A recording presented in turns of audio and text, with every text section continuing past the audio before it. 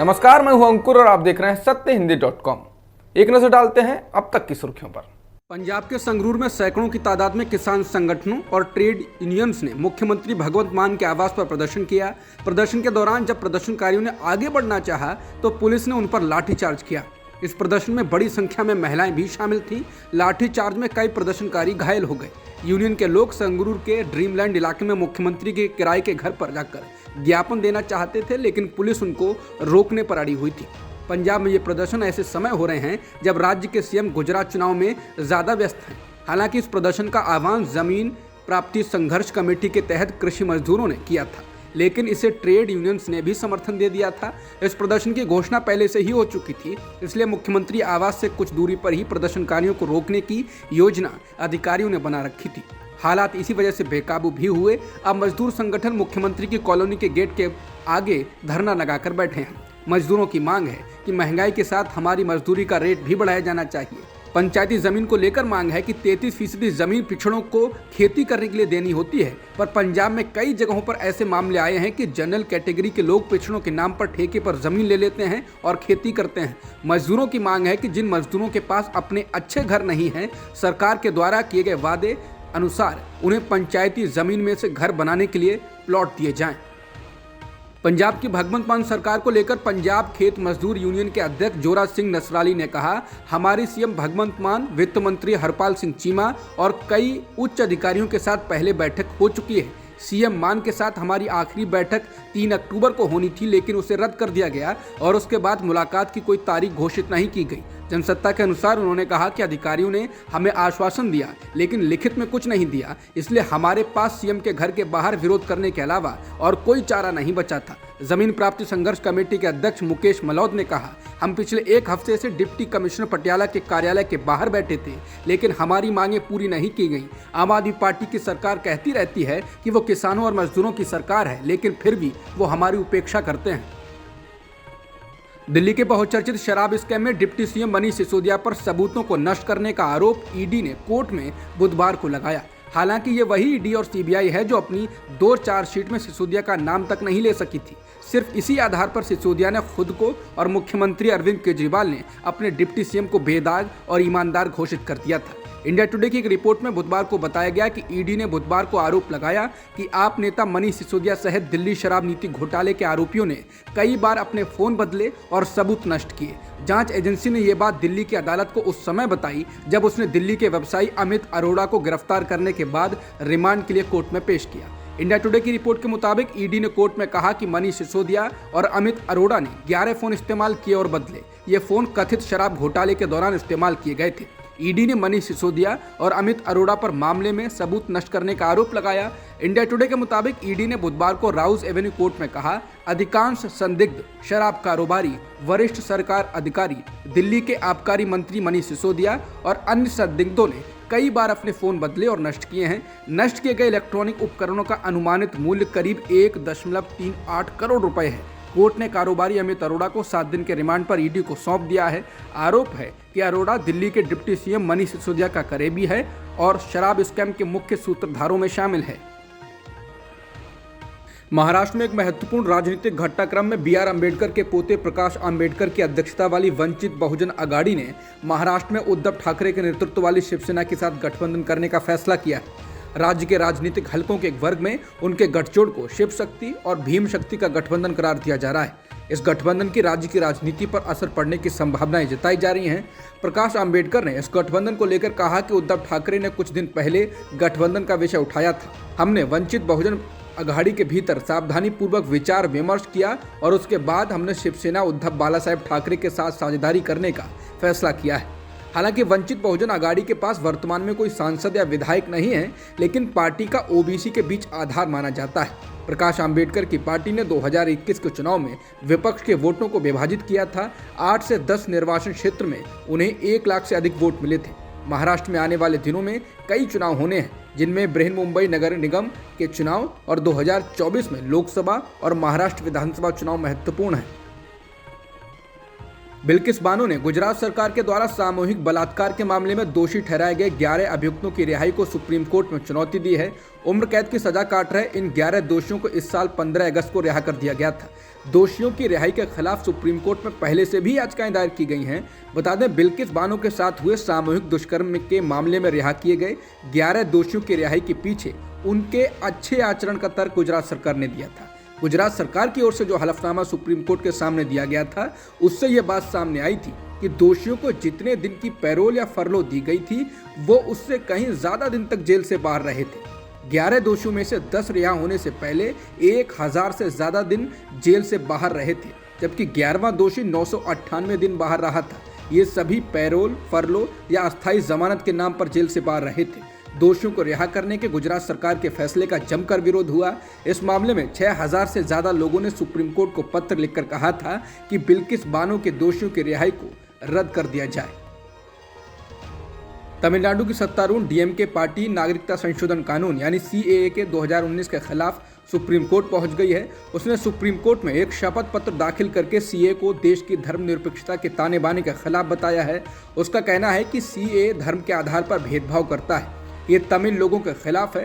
तमिलनाडु और डीएमके पहला ऐसा राज्य है और पार्टी है जो सीएए के खिलाफ कोर्ट पहुंची है। तमिलनाडु ने दरअसल तमिल शरणार्थियों के मद्देनजर यह कदम उठाया है। 2019 में जब केंद्र की बीजेपी सरकार सीएए बिल को पास करवा रही थी, तो इससे तमिल शरणार्थियों को बहुत उम्मीदें थीं, लेकिन जब उन्हें इसमें शामिल नहीं किया गया तो वो निराश हो गए। शपथ पत्र में कहा गया है कि पाकिस्तान, अफगानिस्तान और बांग्लादेश के हिंदुओं को इसमें इस आधार पर शामिल किया गया है कि वहां उनका धार्मिक आधार पर उत्पीड़न किया जा रहा है। श्रीलंका उन देशों में है जहां भारतीय तमिलों को इसी तरह के धार्मिक उत्पीड़न का सामना करना पड़ा, क्योंकि वो मुख्य रूप से हिंदू थे। लेकिन तमिल शरणार्थियों की दुर्दशा पर केंद्र चुप रहा। तमिल शरणार्थियों के प्रति केंद्र के सौतेले व्यवहार ने उन्हें लगातार भय में रहने के लिए छोड़ दिया है। इसमें कहा गया है कि सीएए में भारतीय मूल के श्रीलंकाई तमिलों को भी शामिल किया जाना चाहिए था।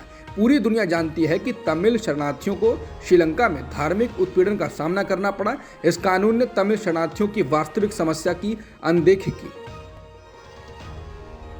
गुजरात में विधानसभा चुनाव में व्यस्त अमित शाह का कट्टरपंथ पर एक बयान आया है। उनका कहना है कि कट्टरपंथ एक संप्रदाय तक ही सीमित नहीं है।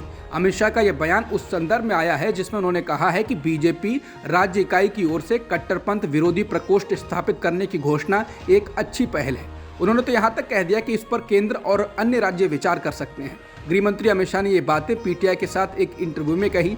कट्टरपंथ पर बात करते हुए उन्होंने कहा कि इसका संप्रदाय से कोई लेना देना नहीं है। उन्होंने कहा कि देश विरोधी तत्वों से कड़ाई से निपटने के लिए तैयारी है। गृह मंत्री से पहले राष्ट्रीय सुरक्षा सलाहकार यानी एनएसए अजित डोभाल ने मंगलवार को कहा था कि इस्लाम पूरी तरह कट्टरपंथ और आतंकवाद के खिलाफ है, क्योंकि इस्लाम का मतलब शांति और कल्याण है।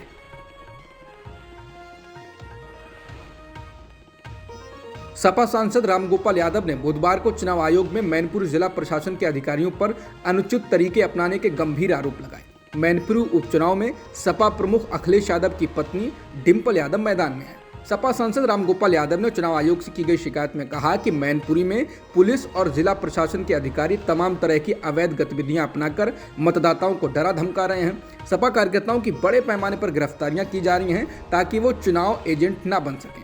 सीडीओ मैनपुरी ने ग्राम प्रधानों और कोटेदारों को बुलाकर धमकाया है कि अगर उनके इलाके में बीजेपी नहीं जीती तो वो अपने पदों पर नहीं रह पाएंगे। इससे पहले सपा ने आरोप लगाया था कि मैनपुरी में चुनाव ड्यूटी से समुदाय विशेष के पुलिसकर्मियों को चुनाव ड्यूटी से हटा लिया गया है।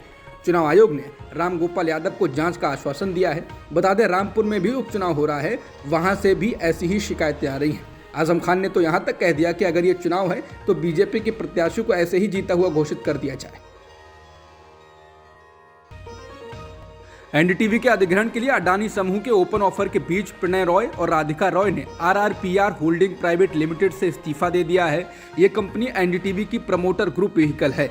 इससे एक दिन पहले आरआरपीआर होल्डिंग प्राइवेट लिमिटेड ने अपने इक्विटी शेयर की जानकारी दी थी, जिससे 99.5% इक्विटी शेयर विश्व प्रधान कॉमर्शियल प्राइवेट लिमिटेड के पास हैं। ये वो कंपनी है जिसका अधिग्रहण अडानी ग्रुप की media company AMG media networks ने किया है। इसके साथ ही अडानी ग्रुप के पास अब एनडीटीवी की 29.18% हिस्सेदारी है। अडानी ग्रुप 26% अतिरिक्त हिस्सेदारी के लिए ओपन ऑफर लेकर आया है। इसके तहत कंपनी ने एनडीटीवी के 1 करोड़ 67 लाख शेयर खरीदने की पहल की है। ओपन ऑफर की आखिरी तारीख 5 दिसंबर है। एनडीटीवी ने मंगलवार को बॉम्बे स्टॉक एक्सचेंज को लिखी चिट्ठी में बताया था कि एनडीटीवी के प्रमोटर ग्रुप आरआरपीआर ने सूचित किया है कि 29 नवंबर को बोर्ड ऑफ डायरेक्टर्स की बैठक में तय किया गया है कि सुदीप्ता भट्टाचार्य, संजय पुगलिया और सेंथिल चेंगलवारायन तत्काल प्रभाव से आरआरपीआरएच के बोर्ड में नए निदेशक होंगे और डॉक्टर प्रणय रॉय और राधिका रॉय ने आरआरपीआरएच के बोर्ड ऑफ डायरेक्टर्स के पद से तत्काल प्रभाव से इस्तीफा दे दिया है। केंद्र सरकार ने सुप्रीम कोर्ट से कहा है कि वो किसी भी कोविड-19 वैक्सीन से संबंधित मौत के मुआवजे के लिए जिम्मेदार नहीं है। केंद्र सरकार ने सुप्रीम कोर्ट के समक्ष हलफनामा दायर कर ये बात कही। सरकार ने कहा है, अगर किसी को लगता है कि कोविड-19 वैक्सीन के कारण किसी की मौत हुई है तो मुआवजे के लिए एक सिविल कोर्ट से संपर्क कर सकता है। इसने ये भी साफ कहा है कि इस तरह के दावों का हर केस के आधार पर फैसला करना होगा। केंद्र ने इस बात पर भी जोर दिया है कि कोरोना का टीका लगवाने की कोई कानूनी बाध्यता तो है नहीं। केंद्र ने हलफनामा सुप्रीम कोर्ट में दायर की याचिका के जवाब में दाखिल किया।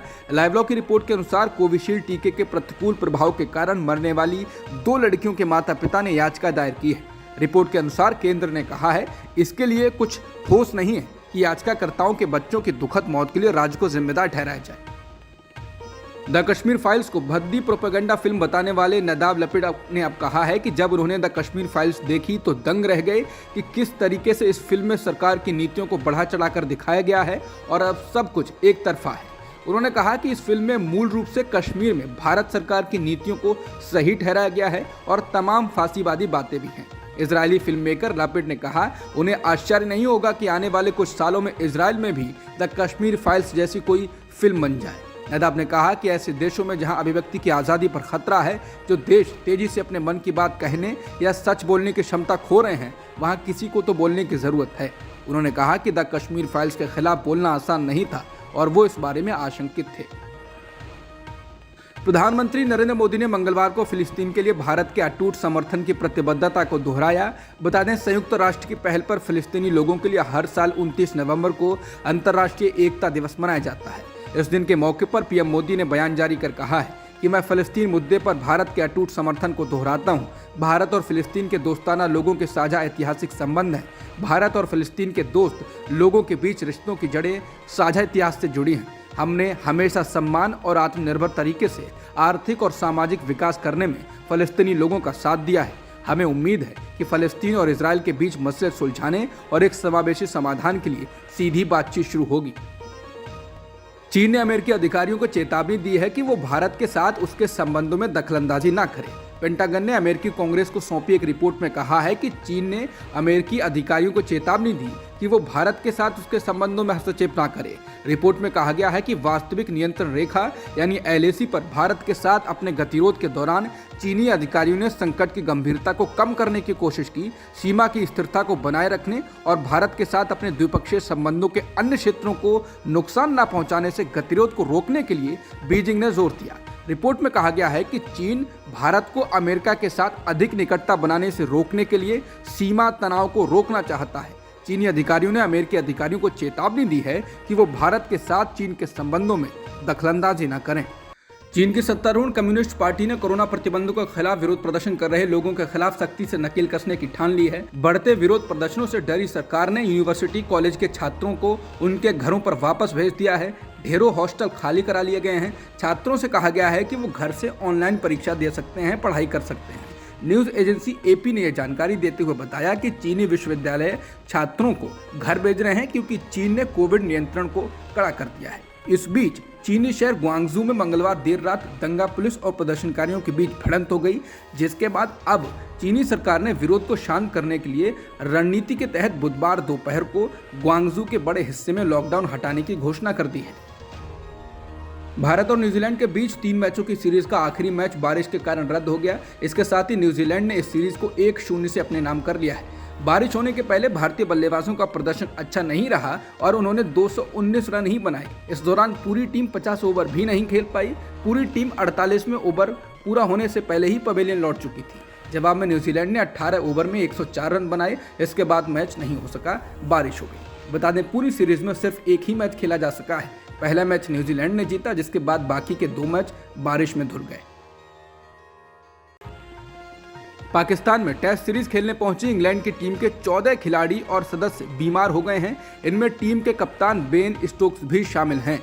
कहा जा रहा है ये सभी सदस्य एक वायरस की वजह से बीमार पड़े हैं। हालांकि वायरस के बारे में कोई जानकारी नहीं दी गई है। बता दें, इंग्लैंड की टीम 17 सालों के बाद पाकिस्तान में कोई टेस्ट सीरीज खेलने पहुंची है और कल से ही टेस्ट सीरीज शुरू होने वाली है। अब तक की खबरों में इतना ही। बाकी खबरों के लिए बने रहिए सत्यहिंदी.com के साथ।